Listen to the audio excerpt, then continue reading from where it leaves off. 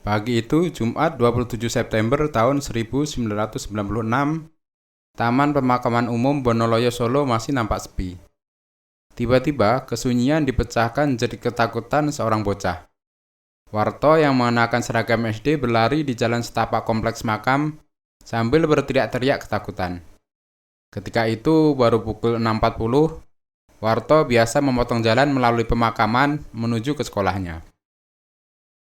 Pak Udin, juru kunci makam, keluar dari rumahnya dan bertanya, "Ada apa, nak?" Dengan tersengal-sengal, Warto mencoba menjawab, Ada, ada orang gantung diri di pohon beringin." Di tengah TPI itu memang ada sebatang pohon beringin. Setengah jam kemudian, kompleks TPU Bonoloyo itu pun ramai didatangi orang yang mendengar kabar menggegerkan tersebut. Pak Udin bertindak arif. Orang-orang dilarang mendekati tempat kejadian perkara karena khawatir mengubah, merusak atau mengambil sesuatu yang bisa dijadikan barang bukti. Di cabang pohon beringin menggantung sesosok mayat. Laki-laki muda itu bertubuh jangkung, kulitnya agak kehitaman, dan rambutnya keriting. Ia mengenakan jaket, celana jeans, dan sepatu kets berwarna abu-abu. Kakinya terjuntai kira-kira setengah meter dari atas tanah. Kedua tangannya terkulai lemas ke bawah.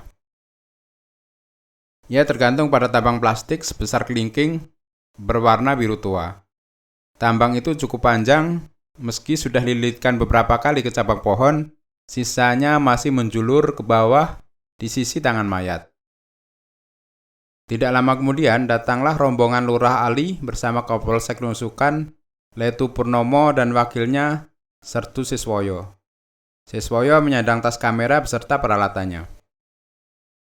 Beberapa saat kemudian datang rombongan kedua, sebuah ambulans polisi membawa Dr. Caniago beserta dua asistennya. Pada tubuh korban tidak ditemukan KTP ataupun surat yang bisa menjelaskan identitasnya. Tidak ditemukan juga tanda-tanda penganiayaan. Setelah difoto, mayat diturunkan dan direbahkan di berangkar sebelum difoto lagi. Letu Purnomo dengan seksama memeriksa sekitar TKP. Pandangannya tertumpuk pada sepotong puntung rokok dekat pohon beringin. Potong rokok kretek strip kuning itu merupakan rokok merek terkenal. Benda itu dijepitnya dengan pinset dan dimasukkan ke kantong plastik. Dr. Caniago mendekat dan berbisik, "Let, korban sepertinya bukan gantung diri, tapi dibunuh." "Anda yakin, Dok?" bisiknya. Letu Purnomo diam-diam sudah menduga serupa sebab tidak ada kursi ataupun pijakan yang bisa dipakai korban sebelum lehernya terjerat tali gantungan. Dokter setengah baya itu, yang seorang ahli forensik lulusan UGM, mengangguk memastikan. Orang yang gantung diri biasanya buang air seni, bahkan kotoran keluar sekalipun sedikit karena mekanisme mengejan mendadak saat tali menjerat leher. Hal itu tidak ditemukan pada mayat itu. Mata mayat pun tidak melotot, lidahnya tidak terjulur, malah meringis seperti menahan sakit. "Lantas, apa penyebab kematiannya?" tanya Letnan. "Mungkin diracun. Di kepalanya tidak ada tanda-tanda bekas pukulan. Jadi dibunuh lalu digantung?" "Persis." Letu Purnomo memerintahkan Sersan Siswoyo untuk segera mencetak foto korban. "Kita akan segera mengadakan konferensi pers dan menunjukkan foto itu. Siapa tahu ada yang mengenali korban sehingga identitasnya cepat ketahuan. Tolong talinya dicopot dari leher korban dan masukkan ke kantong ini." Ternyata ujung tali bukannya dipotong, tapi disulut dengan api, entah dengan api rokok, entah dengan korek api. Di dekat ujung tali ada bintik-bintik putih seperti kena percikan cairan berwarna putih. Hari Mokhtar adalah wartawan surat kabar sore terbitan Solo. Ia banyak meliput kegiatan di pedesaan. Siang itu ia sedang menuju studio foto New Hawaii di pojok perempatan Pasar Nusukan ketika berpapasan dengan Sertu Siswoyo. "Pak Sis, sibuk amat sampai ndak kenali saya." Pak Hari, nanti Anda saya undang ke konferensi pers ya." "Memang ada apa, Pak?" "Ada kasus gantung diri. Korban tidak beridentitas sama sekali. Nanti kalau fotonya dimuat di koran, masyarakat yang mengenalnya bisa lapor," katanya sambil menyodorkan album foto yang belum sempat dimasukkan ke dalam tasnya. "Loh, ini kan Santoso, anak Blulukan," seru Heri kaget. "Wah, Anda rupanya kenal ya?" "Dia kan dulu calon lurah di desanya tetapi tidak terpilih," kata Hari. Saya cukup akrab dengan dia. Waktu kampanye, dia banyak meminta tolong saya. Kebetulan berarti, tolong ceritakan apa yang Anda ketahui tentang Santoso. Santoso Putra adalah satu-satunya anak laki-laki dari 4 bersaudara putra mendiang Pak Somo Prawiro, mantan lurah Blulukan. Dia anak nomor 2. Dia agak ugal-ugalan karena dimanjakan oleh ayahnya. Begitu cerita Hari Mokhtar.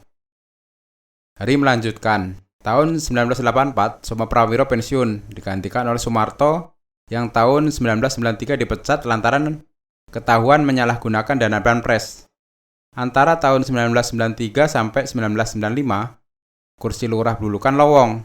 Baru awal 1996 diadakan pemilihan lurah. Santoso ikut mencalonkan diri, bersaing dengan 2 calon lainnya. Namun ia kalah, padahal isi kantongnya sudah habis terkuras. Santoso jadi frustasi, tambah lagi, beberapa hari kemudian ayahnya meninggal akibat serangan jantung. Begitu cerita Hari. Banyak utangnya kali, mungkin saja, kasihan dia padahal orangnya pintar. Pendidikannya, pernah kuliah di Jogja, Politeknik D3, tapi baru 2 tahun keluar karena ikut pemilihan lurah itu. Sabtu 28 September 1996, 4 koran pagi memuat berita tentang kematian Santoso. Polisi sengaja tidak menyebutkan bahwa korban dibunuh sebelum digantung. Pukul 10, Letu Purnomo dan Sertu Siswoyo meluncur ke rumah korban di Desa Blulukan, Kecamatan Colamadu, diantar oleh Hari Mokhtar. Rumah mantan lurah Somo Prawiro itu sepi. Setelah lama mengetuk-ngetuk, barulah pintu dibukakan.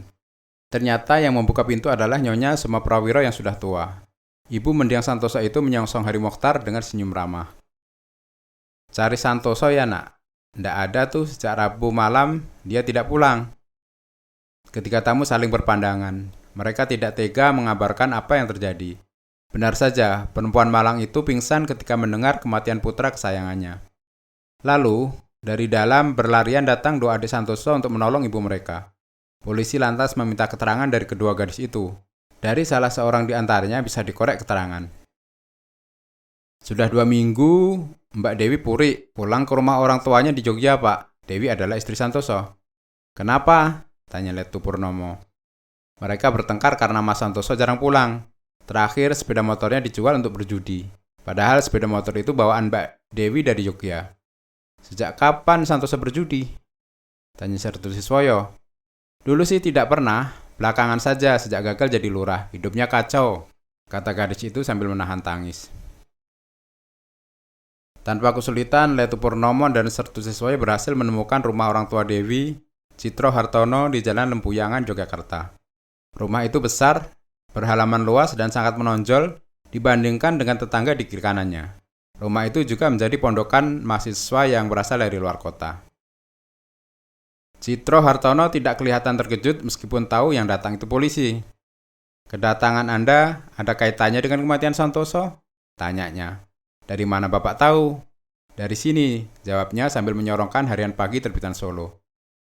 Putri Bapak, maksud saya istri Santoso, juga sudah tahu kah? Sudah. Dia syok ketika mengetahuinya, sekarang ada di kamar, ditunggui sama ibunya.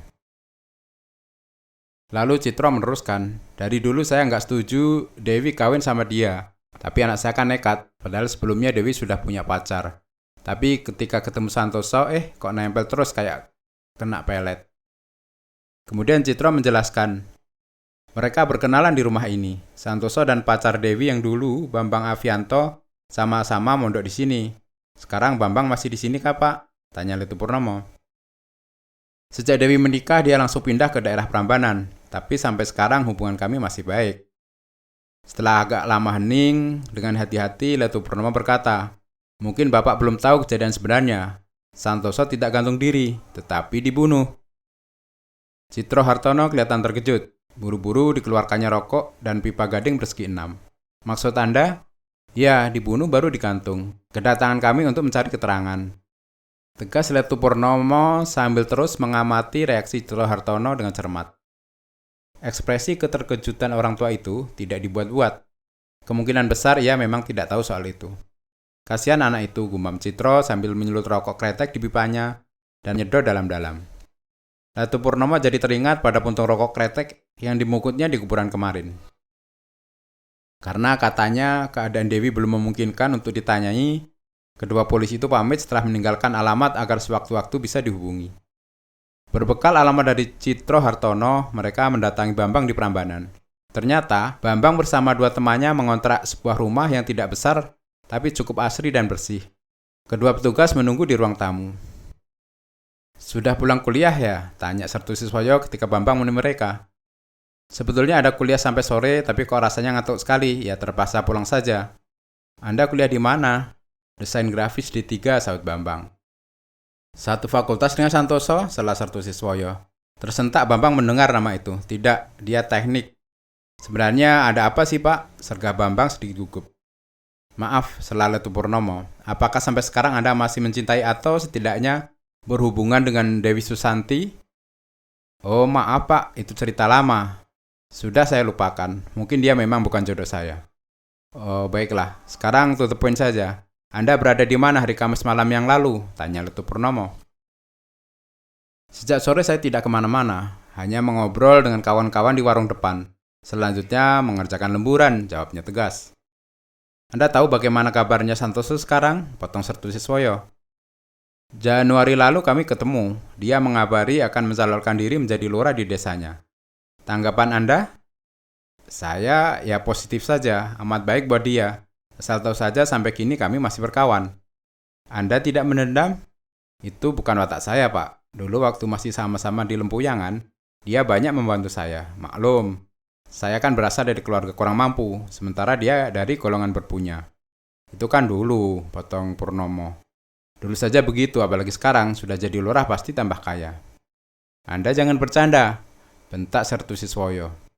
"Anda ini belum tahu apa pura-pura tidak tahu?" "Kenapa Bapak begitu terhadap saya?" sergah Bambang sengit. "Santoso sudah meninggal, ia dibunuh," kata Letu Purnomo kalem. Bambang terperangah, jiwanya nampak terguncang. Pemuda itu tertunduk di kursinya. Lalu polisi menanyainya perihal masa ia dan Santoso masih indekos di rumah Citro Hartono. Bambang bercerita, suatu hari Pak Citro dan istrinya pergi meninggalkan rumah untuk suatu keperluan. Ketika itu semua penghuni pondokan sedang kuliah. Di rumah hanya ada Santoso dan Dewi. Dewi waktu itu baru kelas 3 SMU. Kedua orang muda itu melakukan hubungan layaknya suami istri. Mereka dipergoki oleh Hantoro, adik Dewi. Aib mencoreng keluarga Citro. Santoso pulang ke kampung setelah dipaksa menikahi Dewi. Minggu, tanggal 29 September, sekitar pukul 14, Letu Purnomo ditelepon Kopral Bagio, petugas piket di Polsek. Kata Kopral itu, seorang perempuan bernama Dewi Susanti menelpon, memberi informasi yang siapa tahu bisa berguna untuk mengusut kasus ini. Menurut Dewi, beberapa bulan yang lalu Santoso sering didatangi orang suruhan Joko Handoyo, pengusaha batik di Prawet, kampung sebelah utara Nusukan. Dari sini, Dewi tahu bahwa Santoso mempunyai utang 85 juta rupiah yang akhirnya berbunga menjadi 145 juta rupiah. Uang pinjaman itu digunakan untuk biaya kampanye pemilihan lurah Januari lalu. Sore harinya, Letu Purnomo dan Sertu-Siswoyo sudah berada di rumah pengusaha Joko Handoyo. Tuan rumah yang berperawakan tinggi gemuk berkulit berwarna terang itu menerima mereka dengan tidak ramah. "Apa yang bisa saya bantu, Pak?" Nada suaranya datar. "Tentang Santoso," kata Letu Purnomo. "Oh ya, dia meninggal gantung diri kan? Apa benar Santoso mempunyai utang kepada Bapak?" "Tapi sekarang sudah lunas." "Lunas karena meninggal?" "Tidak, karena sudah ditukar dengan 2 hektar tanah. Lokasinya di mana?" Salah Sertu-Siswoyo. "Di desa Sekip di sebelah utara Joglo, di pinggir jalan besar." "Itu tanah siapa?" "Tanah atas nama Domo Prawiro, kakek Santoso." "Apa tidak rugi uang 145 juta rupiah ditukar dengan 2 hektar tanah?" "Memang kalau dihitung-hitung sampai bulan lalu, uang itu sudah menjadi 170 juta rupiah. Tapi biarlah, saya sudah tidak memikirkannya lagi." Pukul 22 sesudah menurunkan Sertu-Siswoyo di asramanya, buru-buru Letu Purnomo pergi ke kantornya. Badannya sudah lelah, padahal hasil penyidikannya belum kelihatan. Ia termenung di belakang meja kerjanya. Di hadapannya tergeletak memo dan sebuah STNK kendaraan. Memo itu dari Dr. Caniago dengan pesan, "Harap hubungi saya di rumah sakit sebelum pukul 23. Sedangkan STNK motor itu bernomor polisi Yogyakarta AB 1780 AD atas nama Dewi Susanti. Purnomo segera menghubungi Dr. Caniago. "Halo dok, ada kabar baru kah?" Malam Pak Purnomo, hasil autopsi mayat korban mengindikasikan adanya racun sianida dalam tubuhnya. Sianida yang dicampur kopi, dosisnya tinggi mungkin bisa membunuh gajah seberat 6 ton. Dicampur minuman kopi? Tanya Letu Purnomo. Ya, sedangkan bercak-bercak putih di tambang plastik itu percikan cat akrilik. Jenis cat yang pengencernya bukan thinner tapi air. Mungkin cat tembok, yang jelas kualitasnya bagus dan pasti mahal. Oh ya, tadi jenazah sudah dibawa ke keluarganya. Letu Purnomo meletakkan gagang telepon. Tangan kanannya iseng membuka laci meja. Dijumpainya peso lipat Victorinox miliknya. Peso komplet sepanjang 10 cm buatan Swiss itu merupakan hadiah ulang tahun dari istrinya. Tanpa pikir panjang, pisau itu dimasukkan ke sakunya. Senin 30 September sekitar pukul 10, Pratu Usman mengantarkan seorang berperawakan pendek gempal dan berkulit hitam memasuki ruang Letu Purnomo. Orang itu terpaksa dibawa ke kantor karena melanggar peraturan lalu lintas dan tidak membawa SIM. Dia mengaku sebagai pemilik motor dan pemegang STNK yang kemarin disita polisi. Nama Anda siapa? Tanya Purnomo kalem. Nurjaman, Pak. Nurjaman, jawabnya polos. Pak Nurjaman, ini motor siapa? Menurut STNK, motor AB 1780AD ini milik Dewi Susanti. Tetapi Bapak mengakuinya sebagai milik Anda. Bagaimana ceritanya? Saya beli dari Santoso, Pak. Ini kwitansinya. Santoso punya utang sama saya, jawabnya gusar. Berapa? Desak Letu Purnomo. 3 juta, Pak. Purnomo diam sejenak, lalu katanya, Pak Nurjaman, motor ini sebenarnya bukan milik Santoso, tapi milik Dewi Susanti. Jadi kwitansi atau surat jual beli ini tidak sah, bahkan Anda bisa dituduh sebagai penadah. Tapi saksinya kan banyak, Pak. Saya juga punya kwitansi pembelian dari Santoso. Ini bukan saksi, tapi persekongkolan, potong Letu Purnomo. Begini saja, motor boleh Anda bawa pulang, tetapi dengan janji tidak boleh dijual atau digadaikan. Sewaktu-waktu pemilik yang sah ingin menebusnya, Anda harus berikan. Mengerti? Sikap dan penjelasan Letu Purnomo yang lugas dan tegas membuat Nurjaman hanya bisa mengangguk mengiyakan. Saya minta alamat Anda supaya bisa dihubungi sewaktu-waktu untuk melengkapi keterangan tentang Santoso. Oh, apa yang Anda ketahui tentang Santoso sekarang? Katanya sudah meninggal, Pak. Kok katanya? Katanya siapa? Katanya orang-orang dan surat kabar, Pak, jawab Nurjaman. Mendengar jawaban Nurjaman yang kelihatan naif dan ketidakmampuannya menyebut R dengan sempurna membuat Letu Purnomo geli dalam hati. Namun ia merasa Nurjaman tidak senaif itu. Kamis 3 Oktober 1996 pukul 21.15, pertunjukan kedua di bioskop UP selesai. Di antara kerumunan penonton yang keluar dari gedung bioskop, terdapat Letu Purnomo yang istrinya sedang menengok orang tua ke Lampung. Ia berjalan gontai dan tidak ingat lagi jalan cerita film yang ditontonnya saking lelah dan pusing memikirkan penyidikan yang belum membuahkan hasil. Ia melambaikan tangan memanggil taksi. Kemana, Pak? Tanya supir taksi. Nusukan tapi jangan ngebut ya. Beres, Pak. Kalau bawa taksi saya selalu berhati-hati. Tapi celakanya kalau orang lain yang tidak hati-hati kita bisa jadi korban juga, Pak. Jumat dini hari saya ditabrak mobil box dari samping di dekat TPU Bonoloyo. Padahal taksi saya sedang berjalan pelan. Mendengar kata Bonoloyo, Purnomo jadi tertarik. Jumat dini hari? Pukul berapa itu? Hampir pukul 3, Pak. Saya baru saja mengantarkan Pak Sastro ke Bonoloyo. Jalan saya lurus dan pelan. Tiba-tiba dari sebelah kanan ada mobil box ngebut, tanpa lampu lagi. Dia langsung belok kanan sejajar taksi saya, nyenggol lampu kecil saya sampai pecah. Nggak dikejar Pak, tapi dia terus ngebut. Sampai perempatan Joglo dia langsung belok kanan jurusan Kaliyoso. Padahal saya harus ke kiri, pulang ke Pul di Prawit. Letu Purnomo menyimak. Ketika taksi sudah melewati daerah balapan, ia bertanya, Pak Sastro itu siapa? Pak Sastro Sumarto, orang Bonoloyo yang suka nyepi dan tirakat. Setiap malam Jumat Kliwon dan Selasa Kliwon dia selalu ke makam Raden Yoso di Puro di Penging. Purnomo mereka-reka, lalu katanya, mobil box warna putih, ingat nomor platnya? Ingat, Pak. Lah nomornya persis tanggal lahir anak saya. AD 5379. Cuma huruf di belakangnya saya tidak hafal. Jumat 4 Oktober 1996 diperoleh data kalau mobil box bernomor polisi AD 5379DX tertera sebagai pemiliknya adalah Gunadi, pengusaha tembakau di kampung Krembiongan. Tanpa buang waktu, siang itu juga Letu Purnomo dan Sertu Siswoyo mendatangi rumah Gunadi yang besar dan bercat putih. Di sebelahnya berderet bangunan tinggi tempat mengeringkan daun tembakau. Daun tembakau kualitasnya bagus, perlu dikantung dan diangin-anginkan dulu sebelum dimasukkan ke oven. Cuma daun kualitas rendah boleh langsung dirajang, dijemur, dan disemprot saus rokok sebelum dijual sebagai tembakau rokok linting. Sesudah memarkir mobilnya, kedua polisi itu melihat-lihat berkeliling. Halaman rumah Gunadi amat luas, di mana-mana terlihat daun tembakau tergantung pada tambang-tambang yang direntangkan. Di pojok sebelah kanan rumah induk terlihat mobil box berwarna putih susu. Beberapa orang sedang mengeluarkan daun tembakau yang masih hijau dari dalamnya. Letu Purnomo mendekati mobil itu. Ia terkejut ketika seorang menegurnya. Pak, mari masuk. Orang itu tidak bisa melafalkan bunyi R dengan sempurna. Purnomo jadi ingat siapa dia. Loh, Pak Nurjaman, Anda bekerja sini ya? Ya, cuma kuli kok. Pak Gunadi ada? Ada, Pak. Biasanya jam-jam segini. Beliau di ruang tengah. Letu Purnomo sengaja mengambil jalan melewati samping kiri mobil box itu.